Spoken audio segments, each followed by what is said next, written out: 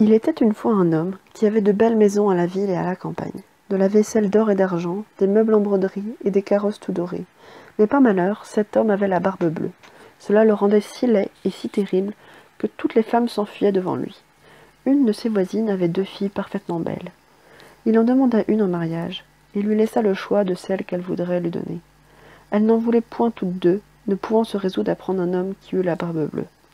Ce qui les dégoûtait encore, c'est qu'il avait déjà épousé plusieurs femmes, et qu'on ne savait pas ce que ces femmes étaient devenues. La barbe bleue, pour faire connaissance, les mena à leur mère à une de ces maisons de campagne, où ils demeurèrent 8 jours entiers. Ce n'était que promenades, parties de chasse et de pêche, danses et festins. Enfin, tout allait si bien que la cadette commença à trouver que le maître du logis n'avait plus la barbe si bleue, et que c'était un fort honnête homme. Dès qu'on fut de retour à la ville, le mariage se conclut. Au bout d'un mois, la barbe bleue dit à sa femme qu'il était obligé de faire un voyage de 6 semaines au moins. Il la pria de bien se divertir pendant son absence et de faire venir ses bonnes amies. Voilà, lui dit-il, les clés des 2 grands garde-meubles, voilà celle de la vaisselle d'or et d'argent qui ne sert pas tous les jours, voilà celle de mes coffres-forts où est mon or et mon argent, celle des cassettes où sont mes pierreries, et voilà le passe-partout de tous les appartements. Pour cette petite clé-ci, c'est la clé du cabinet au bout de la grande galerie de l'appartement bas. Ouvrez tout, allez partout, mais pour ce petit cabinet, je vous défends d'y entrer, et je vous le défends de telle sorte que s'il vous arrive de l'ouvrir, vous subirez ma colère.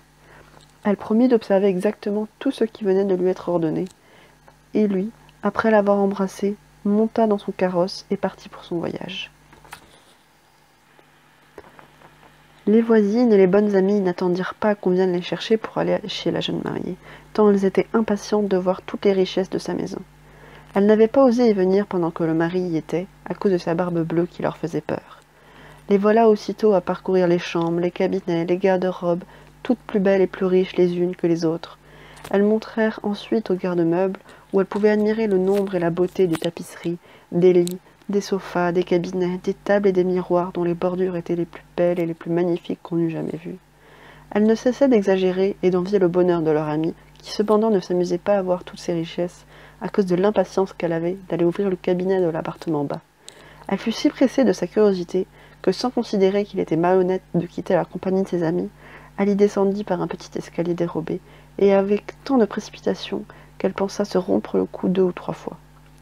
Étant arrivée à la porte du cabinet, elle s'y arrêta quelque temps, songeant à la défense que son mari lui avait faite, et considérant qu'il pourrait lui arriver malheur d'avoir été désobéissante. Mais la tentation était si forte qu'elle ne put la surmonter. Elle prit donc la petite clé et ouvrit en tremblant la porte du cabinet. D'abord, elle ne vit rien, parce que les fenêtres étaient fermées. Après quelques moments, elle commença à voir que le plancher était tout couvert de sang caillé, et que dans ce sang se trouvaient les corps de plusieurs femmes mortes et attachées le long des murs. C'étaient toutes les femmes que la barbe bleue allait épouser et qu'il avait égorgées l'une après l'autre. Elle pensa mourir de peur, et la clé du cabinet qu'elle venait de retirer de la serrure lui tomba de la main. Après avoir un peu repris ses esprits, elle ramassa la clé, referma la porte, et monta à sa chambre pour se remettre un peu. Ayant remarqué que la clé du cabinet était tachée de sang, elle l'essuya 2 ou 3 fois, mais le sang ne s'en allait point. Elle eut beau la laver, et même là, il y demeura toujours du sang, car la clé était magique.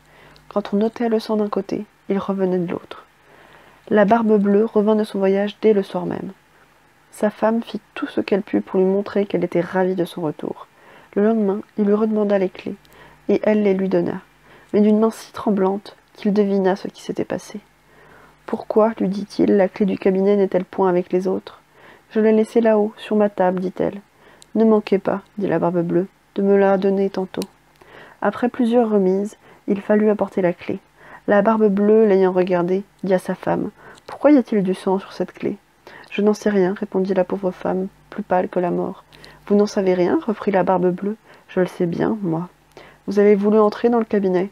Eh bien, madame, vous y entrerez et irez prendre votre place auprès des dames que vous y avez vues. » Elle se jeta aux pieds de son mari, en pleurant et en lui demandant pardon. Mais la barbe bleue avait le cœur plus dur qu'un rocher. « Il faut mourir, madame, lui dit-il, et tout à l'heure. »« Puisqu'il faut mourir, répondit-elle, les yeux baignés de larmes, donnez-moi un peu de temps pour prier Dieu. »« Je vous donne un quart d'heure, reprit la barbe bleue, mais pas davantage. » Lorsqu'elle fut seule, Elle appela sa sœur et lui dit « Ma sœur Anne, monte sur le haut de la tour pour voir si mes frères viennent. Ils m'ont promis qu'ils viendraient me voir aujourd'hui, et si tu les vois, fais-leur signe de se hâter. » La sœur Anne monta sur le haut de la tour, et la pauvre lui criait de temps en temps « Anne, ma sœur, ne vois-tu rien venir ?» Et la sœur Anne lui répondait « Je ne vois rien que le soleil qui poudroie et l'herbe qui verdoie. » Cependant, la Barbe-Bleue, tenant un grand coutelas à la main, cria à sa femme « Descends vite ou je monterai là-haut !»« Encore un moment, s'il vous plaît, lui répondait sa femme, et elle criait tout bas « Anne, ma sœur Anne, ne vois-tu rien venir ?» Et la sœur Anne répondait « Je ne vois rien que le soleil qui poudroie et l'herbe qui verdoie. »« Descends donc vite, criait la Barbe-Bleue, ou je monterai là-haut. »« Je m'en vais, répondait sa femme, et puis elle criait « Anne, ma sœur Anne, ne vois-tu rien venir ?»« Je vois, répondit la sœur Anne, une grosse poussière qui vient de ce côté-ci. »« Sont-ce mes frères ? Hélas, non, ma sœur, c'est un troupeau de moutons. Ne veux-tu pas descendre ?» criait la Barbe-Bleue. Encore un moment, répondit sa femme. Et puis elle criait « Anne, ma sœur Anne, ne vois-tu rien venir ?»« Je vois, répondit-elle, 2 cavaliers qui viennent de ce côté-ci. Mais ils sont bien loin encore. »« Dieu soit loué, s'écria-t-elle, ce sont mes frères, fais-leur signe de se hâter. » La Barbe-Bleue se mit à crier si fort que toute la maison en trembla. La pauvre femme descendit et alla se jeter à ses pieds en pleurs. « Cela ne sert à rien, dit la Barbe-Bleue, il faut mourir. » Puis, la prenant d'une main par les cheveux, et de l'autre levant le coutelas en l'air, il allait lui abattre la tête. La pauvre femme, se tournant vers lui, le pria de lui donner un petit moment pour se recueillir. « Non, non, dit-il, et levant son bras. À ce moment-là, on heurta si fort à la porte que la Barbe-Bleue s'arrêta. On ouvrit, et aussitôt on vit entrer 2 cavaliers, qui, mettant l'épée à la main, coururent droit à la Barbe-Bleue.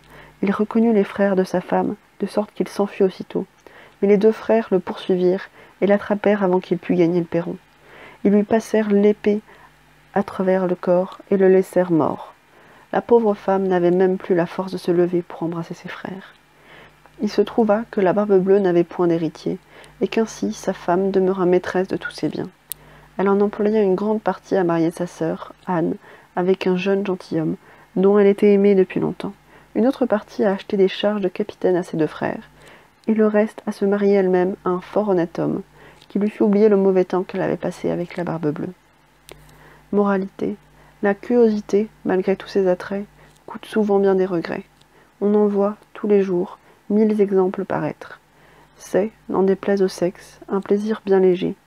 Dès qu'on le prend, il cesse d'être, et toujours, il coûte trop cher.